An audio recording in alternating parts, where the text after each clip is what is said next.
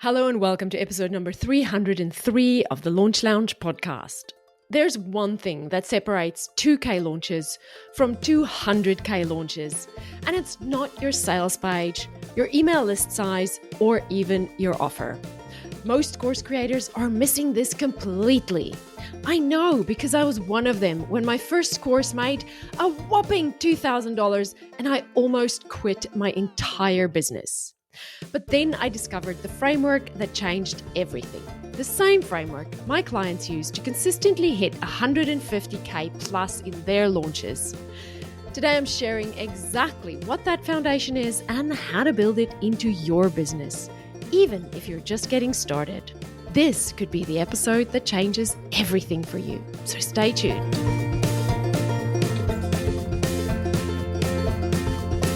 Hello, everyone. It is so lovely for me to be in your ears today. Thank you so much for spending the time with me.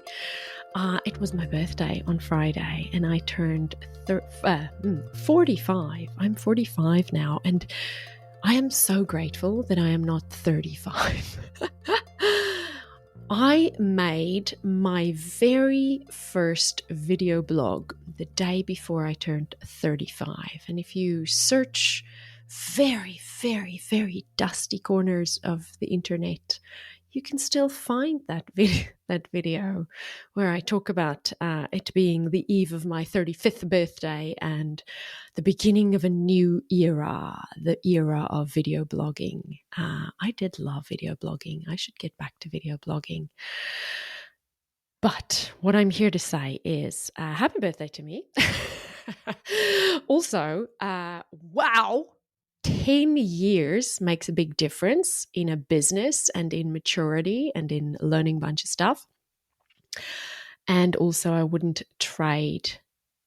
I would 100 times much rather be 45 than 35 or 25. I took Friday off. That's the beauty of having a freedom empire. I took Friday off and my husband and I spent the weekend sans kids in beautiful Noosa. So I am invigorated and relaxed and ready to create a whole lot of podcast episodes for you. You're going to hear a lot about what we're doing between now and the end of October. I'm going to create loads and loads of incredibly amazing podcast episodes for you, all around selling your courses with paid ads. Yes, you heard that right. We're talking paid ads. Between now and the end of October, we are going to be talking about paid ads. So shoot your emails to podcast@thelaunchlounge.com if you want me to answer any of your paid ads questions or growth questions using paid ads. All right, so let's answer the question, will they buy? And let me introduce you to the funnel test that most course creators skip. So I met someone the other day. Her name is Karen, and she's lovely, and she's just getting started with her course idea. Shout out to you, Karen, if you're listening. And she asked me a question that when she asked it this directly, it kind of took the wind out of my sails for a moment, but I didn't have to wonder about my answer, right? Her question was, Salome, if I'm just starting with my online course, what is the one thing I absolutely have to do to ensure that I succeed? And, maybe the answer could be you need a good sales page. Or the answer might be you need a big email list, right? But here's the thing that I, after all these years of doing this, can honestly say the one thing that you need in order to know if your course is going to do well or not is proof. You need proof. Now listen. When I launched my first course back in 2025 and made that whopping $2,000, you heard right, $2,000 after like years of work, I thought the problem was my marketing. But spoiler alert, it wasn't. The problem was I had zero proof that what I was selling is actually going to work. And guys, that hurt. Like, question everything about your life choices level of hurt, right? I cried for days. Here's what I want you to understand is proof doesn't mean you need some fancy analytics dashboard that you pay someone to set up for you, or you buy a course to learn how to do it, or a team of data scientists. I'm talking about really, really simple signals that whisper. Sometimes they don't whisper, sometimes they shout. Sometimes they shout, "Hey, this is not working!" And we choose to ignore it because it's uncomfortable. And you know what's really nuts is most course creators are building their entire launch strategy on hope and vibes instead of on actual proof. And it's like trying to sell a Ferrari to somebody who has never even driven a car, right? It just doesn't work. It's not going to work. This might lead to somebody getting hurt. So today I want to share with you the framework that changed everything for me. The foundation that separates course creators making consistent 10K months from those still playing the feast-or-famine game. And here's what you're going to learn. You're going to learn the 4 pillars every profitable course business has. And if you miss one, you're basically driving on 3 wheels. Why your warm audience will make or break you, and how to know if yours is actually warm. And the brutal gut check question that I ask every single client, and these might sting a little bit. So let's explore the foundation that changed everything for me. If you were on my recent webinar, the one called How to Scale from 10K to 100K months without complex funnels, burnout, or the marketing guesswork, you heard me talk about the 3 pillars of a profitable online courses business. But let me take you back to when I first discovered what I now call the pillars of a profitable online courses business. It was 2019, and I will never forget these 2 client calls that literally changed everything about how I think, about how we approach marketing and ads for online course creators. So Tuesday morning, 10 a.m., I would hop on a call with Kate. She is an incredibly talented photographer who was burning herself out to launch her photography course. She's thrown everything at the wall, right? Webinars, challenges, email sequences, sales pages. She hired people to do stuff for her, and it cost her a fortune. And her results were all over the place. One launch would bring in 8K and cover her costs. The next would barely cover her Facebook ads cost. And she was exhausted and frustrated and starting to question this whole online thing was even worth it. Now, this was back in the day when I was just running the ads. So I didn't have a say over her marketing. I didn't have authority in that space. I was just the ads person. So I looked at it and I went, gosh, I wish I knew why this was happening. And then Tuesdays, 2 p.m., I would meet with Thursdays. So I've got Tuesdays, I've got Kate, Thursdays, 2 p.m., Rachel. She was an interior design client, and Rachel was consistently hitting 150K launches month after month or launch after launch. Same sort of challenges that they faced in terms of similar industries. They both had similar audience sizes, and they faced the same challenges, but they get completely different results. So I kept asking myself, what is Rachel doing that Kate isn't doing? And this is where it got interesting. I could quickly see that it wasn't Rachel's offer. It wasn't her tech. It wasn't even the size of her audience. When it clicked for me, I could clearly see that every successful courses business that I had worked with, whether they were hitting consistent 7K launches, which is great, by the way, or consistent 250K launches, which is also great, by the way, they all had these 4 things locked down. Number 1, your audience. Are they actually listening? Number 2, your offer. Does it make them say, I need this and I'm willing to part with my money for this? Number 3, your launch mechanism. how you connect the dots for someone from where they're at in their pain point to where they're at in their desired end state. And number 4 is the secret sauce. It's your messaging, and this is the glue that holds it all together. If you miss one of these, and then it's literally, again, like trying to drive a car on 3 wheels. It is just not going to work. It's not going to get you very far. And Kate was missing 2 of them, but Rachel had all 4 dialed in. And that's when I realized that consistently building and scaling an online courses business wasn't about talent or luck. It was just about having this right foundation in place. So let's explore pillar number 1, your audience, and why most people get this one completely wrong. This is going to make you cringe, but hopefully it'll save you from making my mistake. Back in 2018, the first year after I quit my job, I went all in on the agency. I had a list of about 2,000 people that I hadn't emailed in months. Months, you guys. Because I was so busy serving clients and building my agency. And then I decided to launch to them, and I launched cold to them. The result? Crickets. Literally tumbleweeds rolling through my inbox. Here's what I learned the hard way. A warm list will always buy. A cold list scrolls right past your beautiful sales page without giving it a second thought. They don't even notice that you launched. And I see so many course creators obsessing over building large social media followings. Just this morning, I saw someone talk about how she made millions of dollars and then last week she lost her account. Facebook deactivated her account.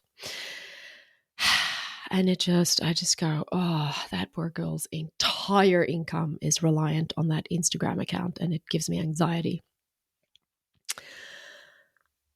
So many course creators focus on building their audience on social media, and it is all consuming. And I'm not saying social media doesn't matter, but I have a question for you.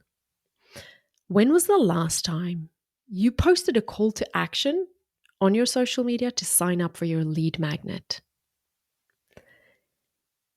And often when I ask this of, students or clients or potential clients or people I speak to, they can't remember. They say things like, Salome, I have some lead magnets, but they need work. So I haven't been promoting them much because I first want to finish them, or I first want to polish them, or I first want to make some update to it. And oh man, this is so backwards. Every month they spend hours working to get more followers, while their email list just gathers dust. But here's the truth. I would rather have 500 people who know, like, and trust me on my email list than 50,000 strangers on a platform where I can disappear overnight. So here's your first little funnel test, and I want you to actually think about these things, not just nod along, okay? Are you actively building your email list? Like this week, how many people did you actively add to your list on purpose this week? Are your email sequences designed to warm up your leads and to test what converts? That's important. If you've been feeling like social media is sucking the life out of you, or you're tired of spinning your wheels trying to build your list with little to show for it, then listen up. Inside our completely free 5-day Facebook and Instagram ads training, you'll discover exactly how much to spend on ads to make them work specifically for your business. I'll walk you through step by step how to set up ads that actually get results. Navigate the ads manager with confidence, even when Zux keeps changing everything, and boost your email list signups instead of just boosting posts. The best part, you'll get lifetime access to all the updated strategies that are working right now in 2025. And you can revisit the training anytime you need a refresher. Ready to stop guessing and start growing your list with confidence? Join over 10,000 others who've taken this course now. Head over to thelaunchlounge.com/get my ad up or click the link in the show notes. Your future students are scrolling right now. Let's make sure they find you. Are people clicking, opening, and replying to your emails, or is it mostly a one-way conversation? Do you know what keeps your ideal customer up at 2 a.m.? And do you know the exact words they use to describe that? If you ask them their biggest struggle right now, could you predict their answer? If you're shaking your head no to any of these, that's your starting point. And honestly, it is nuts how many people skip this step. And confession time, I skipped this step the first time because I thought, what a wanker who goes on ideal customer calls and asks people what they want. No, it's not. Go have some real conversations. I still do this. I jump on calls with students. I read every comment. I screenshot those DMs. Their words become my podcast titles, my email subject lines, and my course titles. But knowing your audience is just the beginning, because even with a warm, engaged list, you can still fail spectacularly if you mess up pillar number 2. Pillar number 2 is the offer that makes people say, finally. Okay, so here's something that took me way too long to understand, and it's probably costing you sales right now. Your offer is not what you teach. Your offer is the transformation that you promise. Here's what I mean. I used to walk people through my modules in my Facebook ads course, and I'd say things like, Module 1, set up the pixel. Module 2, design the images. Module 3, write the copy. I didn't see anything wrong with telling them what I'm sharing in the modules, right? That's what they're getting. Not until I learned that they don't care about what I'm teaching them. They care about becoming the person who doesn't need my help anymore, right? You know that feeling when you see an offer and you think, if I buy this, I will finally be that person of my dreams. That's what they're after. Your offer should feel like a lifeline, not like homework. So module 1 then became mastering the tech without the frustration. Module 2 became design scroll-stopping images that convert. And module 3 became easy ways to write 10 ads in 20 minutes. Can you feel the difference there? I learned to shift from what I have language to what you want language. And honestly, it was like flipping a switch. I also learned to use lead magnets as my testing ground. They're like mini sales pages or mini launches. Low stakes, but high insight and feedback from my audience. That little free Facebook ads course, the 5-day video training that more than 10,000 people have taken,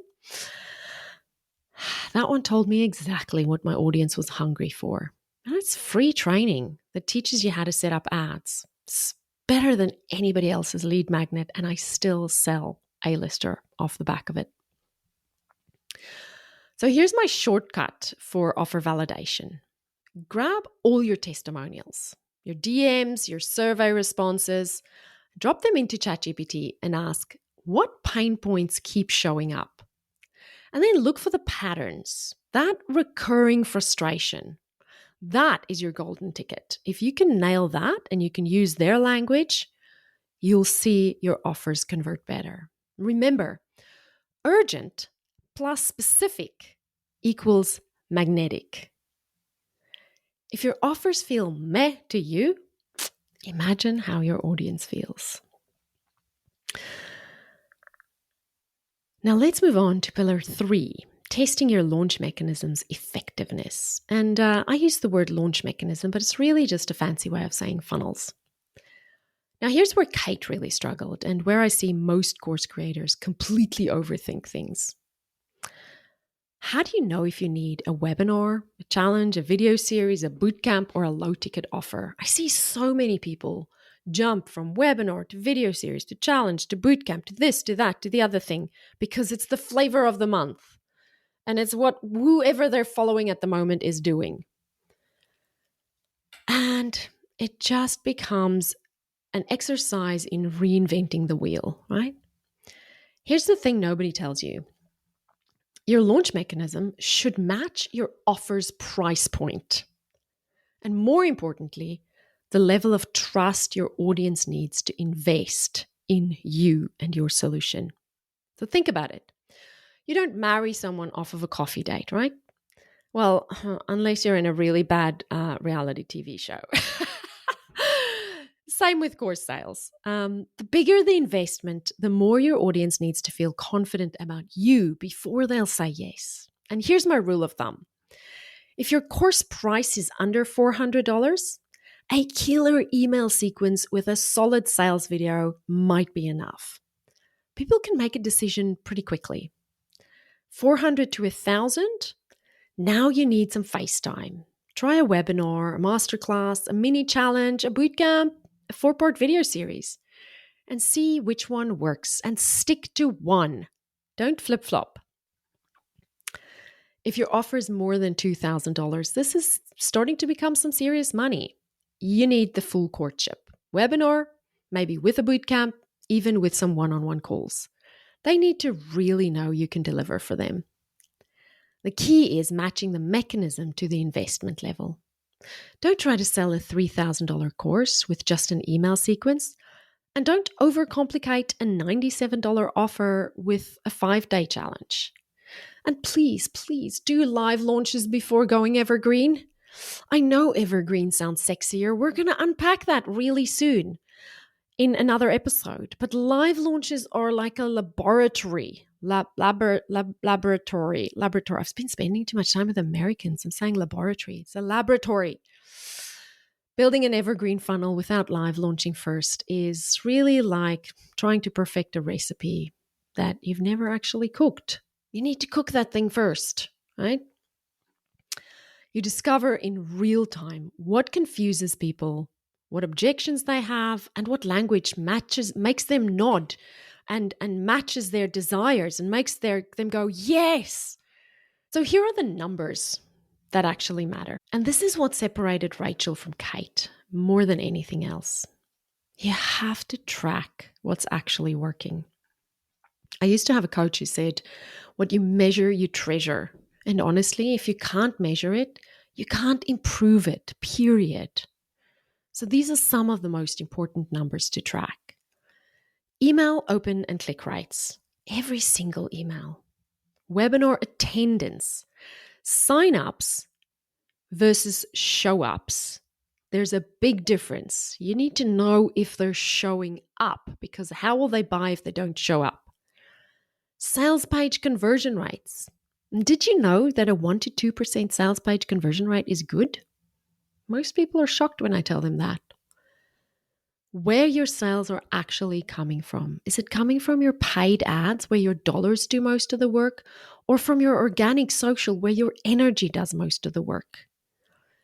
And if you're spending on ads, you need to be tracking your return on ad spend. So here is your honest gut check.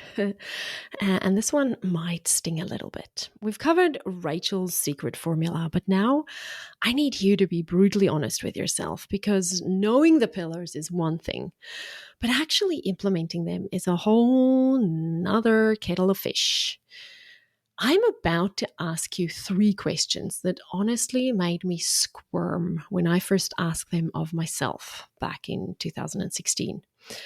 I was sitting in my home office. It was my kids' playroom where I stuck a desk and a TV for them so that I can get some work done, looking at a launch that had just flopped harder than a pancake. And I realized I'd been lying to myself about some pretty fundamental things. So grab a pen or grab your notes app I just want you to actually sit down and write these things down by hand, right? Don't type them, because there's something magical that happens when we write stuff by hand.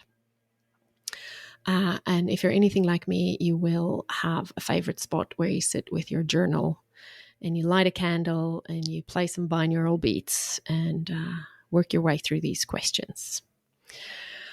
Question number 1 is, are you guessing or do you have proof your offer actually converts? Here's what I mean.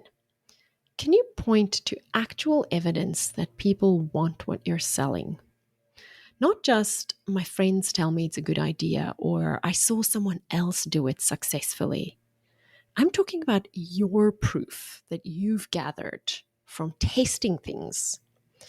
When I launched my first course, I thought my 47-page PDF guide that I created was proof enough, and I was wrong. I was dead wrong. Real proof looks like people asking you, when can I buy this? Before you've even finished creating it. It is a waitlist that is actually growing, doesn't just have your mom and your neighbor's curious sister-in-law on it. Beta students who paid to be in that messy first version, and some testimonials from people who got results from the first rounds of you doing this thing or teaching this thing or from your free content. So if you're mostly guessing right now, I want you to know that that's okay. I guessed for way longer than I care to admit, but let's call it what it is, and face it, and let's fix it. Question number 2. If someone joined your list today, would they feel like they've landed in the right place? And this one hits different because it's about what's happening right now, not about a past launch, not about your course. This is about today. So I want you to picture this. If someone finds you through a random Instagram post today and they sign up for your freebie and they get your welcome email sequence, do they immediately think, yes, this person gets me? Or are they kind of confused about what you actually do and what you can actually help them achieve? I learned this lesson the hard way when I looked at my analytics and I realized people were unsubscribing faster than they were joining. Turns out my messaging was all over the place. One day I'd email about productivity, the next about course creation, and then randomly about my favorite coffee shop or my new high-protein diet. No wonder they were confused. Your new subscriber should be able to finish this sentence within their first week on your list. Oh, such and such, they're the person that helps me solve this problem. Insert problem, right? If they can't, then neither can Google, neither can Instagram's algorithm, neither can ChatGPT, and neither can your ideal customer when they're desperately searching for your solution at 11 p.m. and you're not coming up in their search. So think about that one. Question number 3. What's one part of your funnel you're assuming works, but you haven't tested it yet? This is a sneaky one. This one got me big time because for months I assumed my sales page was converting because, well, I had spent weeks writing that puppy.